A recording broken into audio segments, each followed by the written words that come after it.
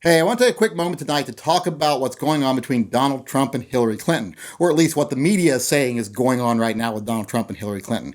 I'm talking about where they're saying that Donald Trump has called for the assassination of Hillary Clinton. Well, I'm not buying it. It just doesn't make sense to me. I watched the speech, I've read the transcripts. I think saying that he's calling for the assassination of Hillary Clinton would be quite a stretch, and it just doesn't make sense. Like I said before, I'm not buying it.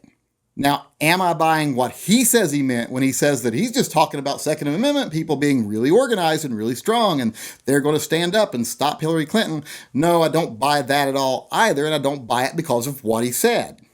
What he said was that if Hillary Clinton gets to be president and she appoints liberal judges, they're going to take away your Second Amendment and there's nothing you can do about it. And then he said, well, maybe the Second Amendment community can do something about it, but that'll be a tragic day. And it's that ending, that it'll be a tragic day, that I'm not buying what he's saying he meant. Because what would be tragic about Second Amendment people and the NRA standing up as a group and stopping Hillary Clinton from becoming president? There'd be nothing tragic about that. He's clearly referring to what armed people would do if Hillary Clinton became the president and then appointed liberal judges and took away the Second Amendment. But what he's calling for isn't assassination, it's rebellion. Now, should a presidential candidate be calling for an armed rebellion inside the United States? No, they most definitely shouldn't, and I've never seen it happen before. No, first time for everything, but it is a little off-color and it's a little off-putting. But let's be fair. He was talking about if Hillary Clinton, instead of through constitutional amendment, was going to try through legislating through the bench to get rid of the Second Amendment, people would probably fight back and it might be bloody. And he's absolutely right about that.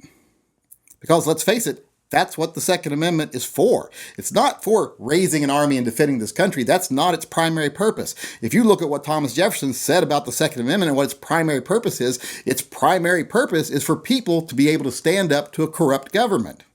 He made no bones about it. He very clearly said it's for when the people need to fight back against their elected officials. So if you want to hold Donald Trump accountable for maybe going a little too far and talking about armed rebellion when he's running for president, yeah, I'm not going to fault you for that. Go ahead. I thought that was out of bounds.